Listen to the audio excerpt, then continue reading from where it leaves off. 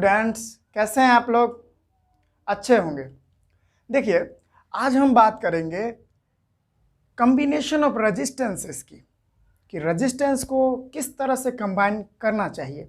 ठीक है, तो रेजिस्टेंस को हम दो तरह से कंबाइन कर सकते हैं। या तो हम उसको सीरीज में कंबाइन कर सकते हैं, या तो हम उसको पैरेलल में कंबाइन कर सकते हैं। ठीक है, तो सीरीज कॉम्बिनेशन क्या होता है, यानी सीरीज में कैसे हम उसको कंबाइन करते हैं रेजिस्टेंसेस को। तो देखिए, सीरीज में हम कैसे करते हैं कि सीरीज में करने का एक तरीका है कि जितना भी रेजिस्टेंसेस होगा ना, सीरीज में जो है इंड टू इंड जो है सेम लाइन में कनेक्ट होता है। ठीक है, फिर से मैं बता रहा हूं कि रेजिस्टेंसेस जो सीरीज में कंबाइन होते हैं वो इंड टू इंड जो है पूरी सेम लाइन में, ठीक है, सेम लाइन में क्या होते हैं, कनेक्ट होते हैं। तो वो होता है सीरीज कॉम्बिनेशन। एक बार मैं बता रहा हूं, in series combination the electric components, चाहे वो इलेक्ट्रिक कंपोनेंट्स हो, यानी जितना भी सामान सब होता है इलेक्ट्रिक एप्लियंसेस, वो जैसे बल्ब हो गया और भी बहुत कुछ, वोल्ट मीटर वगैरह। ठीक है, तो जितने सारे मतलब इलेक्ट्रिक कंपोनेंट्स होते हैं या रेजिस्टेंसेस होते हैं, वह जो सीरीज में उसको यदि हम कंबाइन करेंगे तो हमको इंड टू इंड कंबाइन करना होगा और सेम लाइन में सीरीज में। इस तरह सीरीज नाम से ही आपको समझ में आ रहा होगा, सीरीज मीन्स एक कतार में, इस तरह से सीरीज। ठीक है, क्या देगा कि सीरीज कॉम्बिनेशन उस कॉम्बिनेशन को कहते हैं जिसमें रेजिस्टेंसेस या कोई भी इलेक्ट्रिकल एप्लायंस जो है सीरीज मतलब इस तरह से एक कतार में इंड टू इंड जो है कनेक्ट होते हैं, उसी को सीरीज कॉम्बिनेशन कहते हैं। ठीक है, जैसे मैं एग्जांपल से आपको बता रहे हैं, जैसे मैं एक एग्जांपल लेता। अच्छा, एक और बात है कि भाई हम कैसे जानेंगे कि सीरीज कॉम्बिनेशन है। तो एक तो मैं बता दिया कि इंड टू इंड कंबाइन रहते हैं। ठीक है, तो सीरीज कॉम्बिनेशन को पहचानने के लिए कुछ तरीके हैं, कुछ बातें हैं, जैसे आपको यह ध्यान रखना होगा, आइडेंटिफाई सीरीज कॉम्बिनेशन को। तो देखिए उसमें क्या होगा, सीरीज कॉम्बिनेशन जो होगा ना, ठीक है, सीरीज सर्किट या जो भी सीरीज कॉम्बिनेशन होगा उसमें करंट जो है सेम होगा। दूसरा बात क्या है कि पोटेंशियल डिफरेंस जो होता है सीरीज कॉम्बिनेशन में हर एक पॉइंट पे डिफरेंट हो सकता है, यानी पोटेंशियल डिफरेंस वेरी करेगा। पोटेंशियल डिफरेंस क्या करेगा, वेरी करेगा। ठीक है, तीसरा बात आप क्या समझ सकते हैं, तीसरा बात यह है कि जैसे मैं एक बात बता रहा हूं आपको कि यदि हम दो रेजिस्टेंसेस को सीरीज में जोड़ेंगे तो एक रेजिस्टेंस और दूसरा रेजिस्टेंस का जो मतलब पॉइंट होगा, जंक्शन होगा, वह सिर्फ एक ही सिंगल पॉइंट से जुड़ा होगा। अब टेंशन नहीं लीजिए, क्योंकि मैं आपको बता रहा हूं कि यह बात मैं लिख रहा हूं ना, अभी एग्जाम्पल से समझाऊंगा, इसी के लिए आप टेंशन ना लीजिए। तो सिंगल कॉमन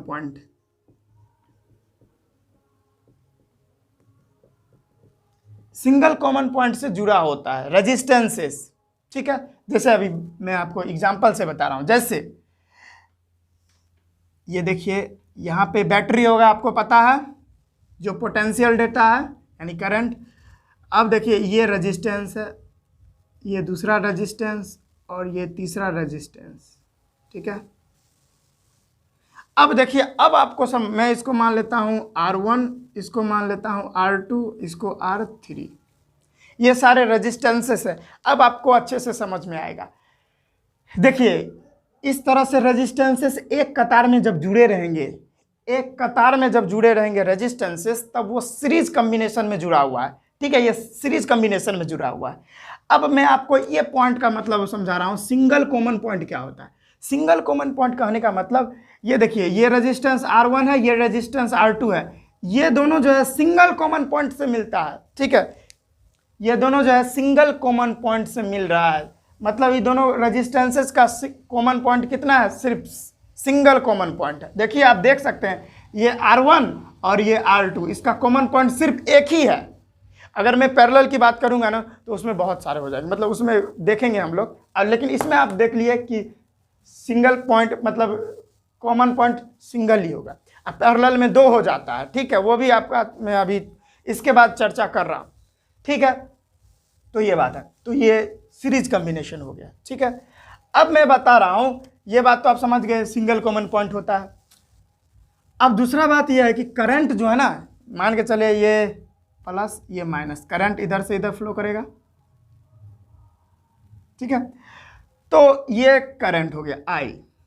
तो ये जो आई करंट है, यह जो है सीरीज कॉम्बिनेशन में पूरा जो है सेम रहने वाला है, क्योंकि जितना करंट, जितना टोटल करंट R1 में जाएगा उतना ही करंट R2 में जाएगा, उतना ही करंट R3 में जाएगा, ठीक है। इसका मतलब कोई और रूट तो नहीं है जाने के लिए, एक ही रूट है करंट को जाने के लिए, इसी के लिए करंट जो है सेम रहने वाला है यहाँ पे, क्योंकि करंट का जो रूट है वो एक ही है, जितना R1 में जाएगा उतना ही R2 में जाएगा करंट, उतना ही R3 में जाने वाला है। इसी के लिए करंट जो है सीरीज कॉम्बिनेशन में कभी नहीं बदलता, करंट का जो वैल्यू होता है वो सेम होता है। अगर पोटेंशियल डिफरेंस की बात करें तो पोटेंशियल डिफरेंस हर एक पॉइंट पर बदलता रहता है, ठीक है। तो ये बात थी ये। तो अब हम चर्चा करेंगे यह जो सीरीज कॉम्बिनेशन होता है इसका एक फार्मूला होता है कि कैसे मतलब पैरेलल कॉम्बिनेशन और सीरीज कॉम्बिनेशन दो टाइप का कॉम्बिनेशन होता है, दो टाइप से हम किसी भी अप्लायंसेस को जो है जोड़ सकते हैं, ठीक है। तो उसका फार्मूला कैसे होगा, जैसे सीरीज कॉम्बिनेशन का कुछ अलग फार्मूला होता है, पैरेलल कॉम्बिनेशन का कुछ अलग फार्मूला होता है। तो हम अभी डिराइव करेंगे कि सीरीज कॉम्बिनेशन का जो फार्मूला होता है वो कैसे डिराइव होगा, ठीक है। जैसे देखिए सीरीज कॉम्बिनेशन का जो फार्मूला है वो है R equivalent equal to R1 plus R2 plus R3 plus dot dot dot जितना हो सके, ठीक है। तो ये फार्मूला हमको डिराइव करना है। कैसे होगा देखिए, इसके लिए इस फार्मूला को डिराइव करने के लिए हमें एक सर्किट बनाना होगा जो कि पैरेलल होगा, ठीक है। पैरेलल सर्किट इस तरह से, सॉरी ये यहाँ से बता रहा हूँ, ये रेजिस्टेंस एक, ये दूसरा रेजिस्टेंस और ये तीसरा रेजिस्टेंस, ठीक है। ये बैटरी है भी, ठीक है। ये भी, इसको हम R1 मान लेते हैं, इसको R2 और इसको R3, ठीक है। समझ रहे हैं। अब ये प्लस और ये माइनस, बड़ा वाला प्लस होता है, छोटा वाला माइनस होता है, ठीक है। तो करंट का फ्लो प्लस टू माइनस होता है, आपको पता है, इस तरह से, ठीक है। तो ये I है, ठीक है, I। मैंने आपको अभी बताया कि सीरीज कॉम्बिनेशन में जो करंट का वैल्यू होता है वो सेम होता है, लेकिन पोटेंशियल डिफरेंस का वैल्यू जो है वेरी करता है, ठीक है। पोटेंशियल डिफरेंस यहाँ पे जैसे R1 के निकट क्या होगा, V1 होगा, ठीक है। R2 के निकट V2, R3 के निकट V3, क्योंकि पोटेंशियल डिफरेंस बदल रहा है ना, पोटेंशियल डिफरेंस बदल रहा है, ठीक है। तो इस बात को देखकर हम एक इक्वेशन तो बना सकते हैं, क्या, कि ये जो टोटल V है, ये जो टोटल आप V देख रहे हैं, ऐसे हम लिख सकते हैं V equal to V1 plus V2 plus V3, क्योंकि जितना ये पोटेंशियल है, जितना पोटेंशियल यहाँ जा रहा है उतना ही टोटल पोटेंशियल यहाँ आके उतना ही होगा, ठीक है। समझ रहे हैं ना आप।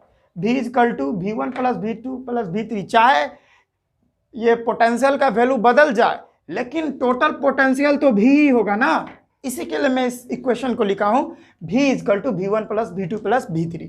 इसको इक्वेशन हम फर्स्ट मान लेते हैं, ठीक है। अच्छा एक बात और देखिए, अकॉर्डिंग टू ओम्स लॉ, ठीक है,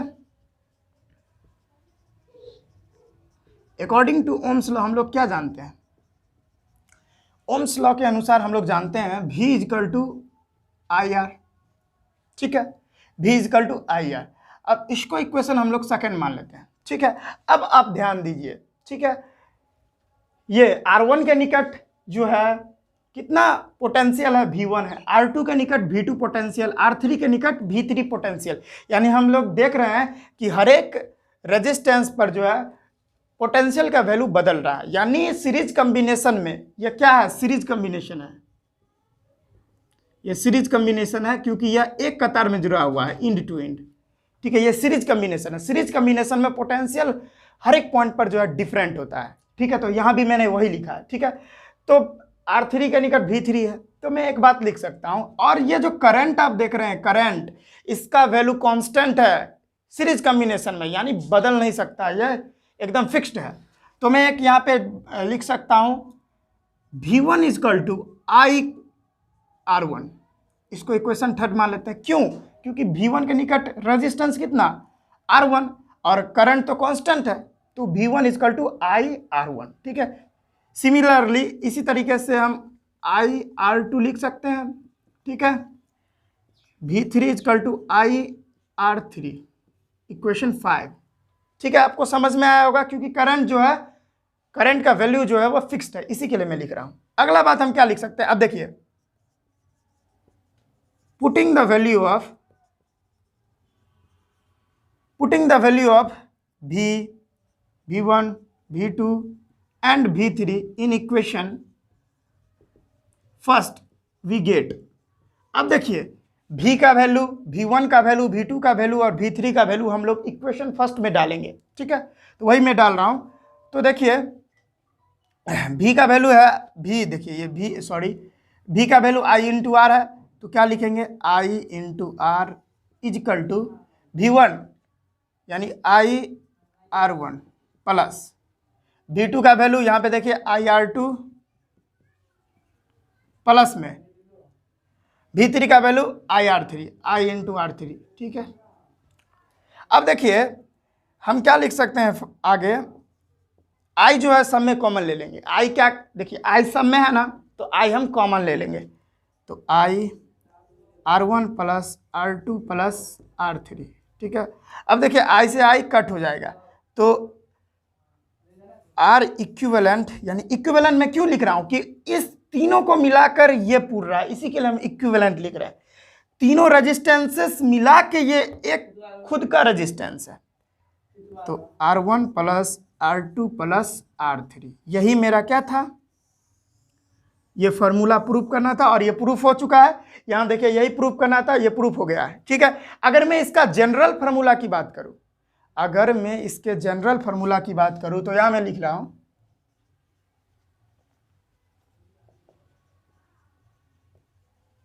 जनरल फार्मूला क्या हो सकता है, R इक्विवेलेंट इजकल टू क्या, R1 plus R2 plus dot dot dot dot dot Rn, यानी जितना ज्यादा रेजिस्टेंस आते जाएगा उतना ज्यादा रेजिस्टेंस ऐड होते जाएगा, जितना ज्यादा रेजिस्टेंस आते जाएगा उतना ज्यादा रेजिस्टेंस ऐड होते जाएगा। तो इस तरह से फार्मूला जो है सीरीज कॉम्बिनेशन का प्रूफ होता है। इसमें मैं क्या बात समझा कि जो सीरीज कॉम्बिनेशन में करंट होता है वो फिक्स्ड होता है, ठीक है, क्योंकि करंट जितना इसमें जाएगा R1 के निकट, जितना R2 के निकट उतना ही R3 के निकट, यानी पूरा होल सर्किट में करंट जो है बदल नहीं सकता। बदलेगा कौन, पोटेंशियल डिफरेंस बदलेगा। इस तरह से भी हम लोग सीरीज कॉम्बिनेशन को पहचान सकते हैं, ठीक है। तो आई होप आपको ये बात समझ में आई होगी। देखिए बच्चों, अब हम बात करेंगे कि पैरेलल कॉम्बिनेशन क्या होता है। पैरेलल कॉम्बिनेशन में कोई भी इलेक्ट्रिकल अप्लायंसेस या रेजिस्टेंसेस को जो है ना कैसे जोड़ा जाता है। तो देखिए पैरेलल कॉम्बिनेशन में रेजिस्टेंसेस को जो है ना, यानी रेजिस्टेंस जो होता है उसको सेम पॉइंट से जोड़ा जाता है, ठीक है। रेजिस्टेंस का जो सिरा होता है, ठीक है, वो एकदम सेम पॉइंट से जुड़ा होता है, ठीक है। जैसे मैं आपको बता रहा हूँ, ये आप समझ गए। जैसे हम रेजिस्टेंसेस का एक एग्जांपल लेके आपको बता रहे हैं। देखिए ये पोटेंशियल होगा, ये रेजिस्टेंस,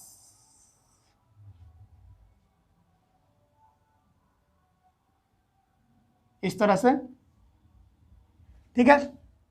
डायग्राम उतना अच्छा नहीं बना, इसके लिए कोई बात नहीं, लेकिन हमको तो इसमें बात क्या छुपा हुआ है वो देखना चाहते हैं। देखिए ये रेजिस्टेंस R1 है और ये रेजिस्टेंस R2 है। कहने का मतलब है ये रेजिस्टेंस का ये जो पॉइंट देखिए ये इधर से जुड़ा हुआ है, इस रेजिस्टेंस का पॉइंट जो है वो इससे जुड़ा हुआ है। तो यही है पैरेलल कॉम्बिनेशन का मतलब। इसी तरह से हम पैरेलल कॉम्बिनेशन को समझ सकते हैं। जैसे देखिए यहाँ बोल रहा है in parallel combination ends of the resistances are connected at the same point. समझ रहे हैं, यानी ये रेजिस्टेंस है, इसका देखिए पॉइंट ये एक पॉइंट से जुड़ा हुआ है, ये R2 का जो रेजिस्टेंस है ये एक पॉइंट से जुड़ा हुआ है। तो इसी तरीके से हम लोग पैरेलल कॉम्बिनेशन को समझ सकते हैं, बहुत इजी है। अब इस रेजिस्टेंस की बात करें तो इस रेजिस्टेंस का इंड जो है यहाँ पे जुड़ा हुआ है और इस रेजिस्टेंस का जो इंड है वो इस तरह से जुड़ा हुआ है। तो अब आपको पैरेलल कॉम्बिनेशन के बारे में थोड़ा आइडिया हो गया होगा, ठीक है। अब देखिए अगर आप फिर भी नहीं इसको समझ पा रहे हैं तो समझने का और बहुत ज़्यादा लॉजिक है। जैसे मैं आपको बता दूं, आइडेंटिफाई करने का और तरीका है। जैसे पहला चीज़ है, ये जो पैरेलल कॉम्बिनेशन होता है ना, उसमें जो है ठीक है, पोटेंशियल जो होता है वो सेम होता है।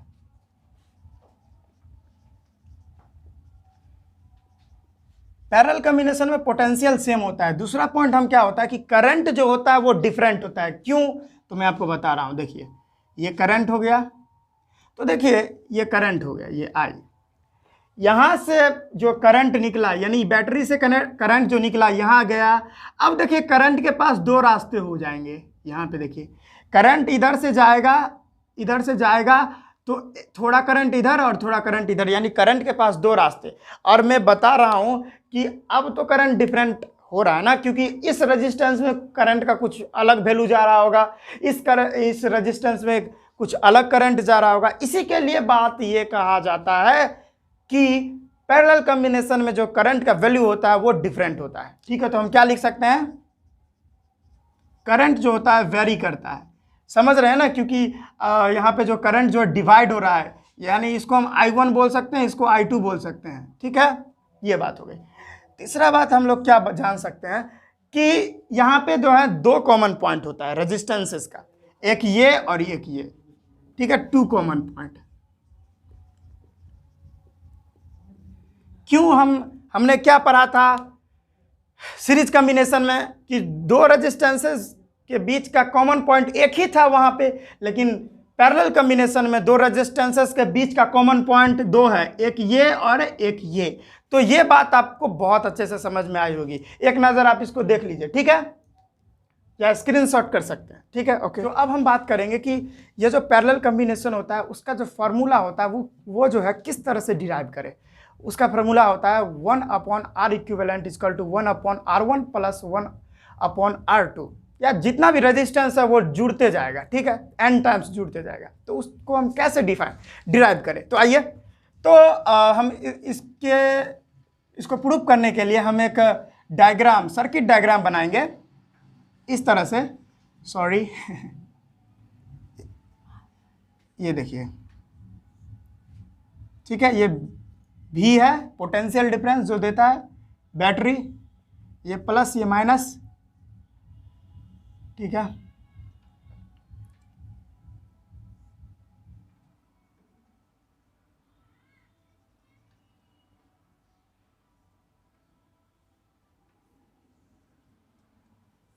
इस तरीके से हम लोग बना लेंगे। ठीक है, इस रेजिस्टेंस को R1 मानेंगे, इस रेजिस्टेंस को R2 मानेंगे। ठीक है, और यहां जो प्लस से माइनस की तरफ करंट जाता है तो इस तरह से करंट जाएगा। ठीक है, इधर यहां दो रास्ते हो गए करंट के पास। ठीक है, तो ये I है और ये यहां जो I था, ठीक है, वो I जो है इधर जाते हुए मतलब दो रास्ते इसका मिल गया है, तो I1 और इसको I2 हम मान लेंगे। ठीक है, ठीक है। एक और बात आप समझिए कि जितना करंट बैटरी छोड़ता है उतना ही करंट उसको वापस लेना होता है। ठीक है, ऐसा नहीं है कि करंट ये 8 एम्पियर करंट छोड़ा और 7 एम्पियर ही लेगा, नहीं, ऐसा नहीं हो सकता। जितना करंट वो छोड़ता है उतना ही करंट उसको मिलना चाहिए। ठीक है, तो ये बात हो गई। तो इसको हम प्रूफ कैसे करेंगे? तो एक बात जानिए कि ये पोटेंशियल डिफरेंस जो है ना पैरेलल कॉम्बिनेशन में सेम होता है हर जगह पे जो है। यानी V का वैल्यू यदि 6 वोल्ट है तो पूरे सर्किट में वोल्टेज यानी पोटेंशियल डिफरेंस जो है 6 वोल्ट ही होगा, वो कभी नहीं बदल सकता। कोई भी रेजिस्टेंस के पास 6 वोल्ट ही होगा। ठीक है, लेकिन करंट का जो वैल्यू है ना वो बदल सकता है, क्योंकि यहाँ पे करंट का दो रास्ता हो गया है और यदि एक और रेजिस्टेंस हो जाता तो 3 रास्ता हो जाता, एक और रेजिस्टेंस बढ़ जाता तो 4 रास्ता उसके पास हो जाता। तो देखिए इधर से करंट जाएगा, इधर से करंट जाएगा, तो एक इधर चला गया, इसको I1 मान ले, इसको I2 मान ले। तो यहां से एक इक्वेशन हम लोग बना सकते हैं, I = I1 प्लस I2। इसको इक्वेशन फर्स्ट मान लेते हैं। समझ में आया इस बात को? बहुत बढ़िया। जिस तरह से हम वहां सीरीज कॉम्बिनेशन में लिए थे V = V1 plus V2 plus V3, उसी तरीके से यहाँ पे I जो है वेरी कर रहा है, करंट वेरी कर रहा है, इसी के लिए हम इक्वेशन बना लिए I = I1 प्लस I2। ठीक है, अब हम जानते हैं ओम्स लॉ के अनुसार, अकॉर्डिंग टू ओम्स लॉ क्या जानते हैं? V = I × R। ठीक है, अब I को उधर ले जाएंगे तो I = क्या हो जाएगा? V/R। इसको इक्वेशन सेकंड हम लोग मान लेते हैं। ठीक है, समझ में आ रहा होगा आपको? ओके, उसके बाद हम लोग क्या करेंगे, यहाँ पे आप देखिए R1 के निकट करंट कितना जा रहा है, I1 जा रहा है, R2 के निकट करंट I2 जा रहा है, ठीक है। तो लेकिन V जो है, V वो जो है कांस्टेंट है, यानी यहाँ पे जो है फिक्स्ड उसका वैल्यू है। तो हम लोग क्या लिख सकते हैं, I1 is equal to V constant है यानी फिक्स्ड है, और I1 के निकट R1, इसको इक्वेशन थर्ड मान लेते हैं। इसी तरीके से I2 के निकट क्या है, V, तो हर एक सर्किट में, यहाँ पे हर एक सर्किट में V का वैल्यू तो वेरी नहीं कर रहा, एकदम सेम है, R2, ठीक है। इक्वेशन 4 देखिए, तो यहाँ पे इक्वेशन 1 में डालेंगे, यानी I का वैल्यू, ठीक है, I1 का वैल्यू, I2 का वैल्यू हम लोग I में डालेंगे तो क्या होगा, देखिए। तो I का वैल्यू क्या है, V/R, ठीक है। I1 का वैल्यू कितना है, V/R1, I2 का वैल्यू V/R2, ठीक है। तो V/R इजकल टू क्या हो जाएगा, ये देखिए V दोनों में सेम है तो कॉमन हम ले लेंगे, 1/R1 प्लस 1/R2 हो जाएगा, ठीक है। अब यहाँ पे जगह नहीं है, इसको मिटा लेते हैं। तो अब हम इसको कैसे करेंगे, देखिए V से V कैंसिल हो जाएगा, तो क्या बचेगा, 1/R is equal to 1/R1 plus 1/R2, लेकिन यहाँ पे R इक्विवेलेंट निकालेंगे, लिखेंगे, क्यों, क्योंकि ये R इस दोनों को मिला के ये पूर्ण रहा है, इस दोनों को मिलाएंगे तब ये होगा, इसी के लिए R इक्विवेलेंट लिख लिए। तो देखिए यहाँ पे हमारा फार्मूला जो है प्रूफ हो गया कि नहीं, यही प्रूफ करना था, और ये हमारा जो फार्मूला है पैरेलल कॉम्बिनेशन का फार्मूला प्रूफ हो गया। मैंने आपको सीरीज कॉम्बिनेशन बताया, पैरेलल कॉम्बिनेशन, उसका फार्मूला कैसे डिराइव होता है, कैसे पहचानेंगे कि सीरीज कॉम्बिनेशन है कि पैरेलल कॉम्बिनेशन है, तो आप आसानी से आप जान सकते हैं, ठीक है। तो वीडियो जो है थोड़ा स्लो आ रहा है, इसके लिए मैं माफ़ी चाहता हूँ, लेकिन मैं कोशिश कर रहा हूँ, 100% दे रहा हूँ वीडियो जल्दी अपलोड करने के लिए, ठीक है। हम मिलते हैं अब नेक्स्ट वीडियो में।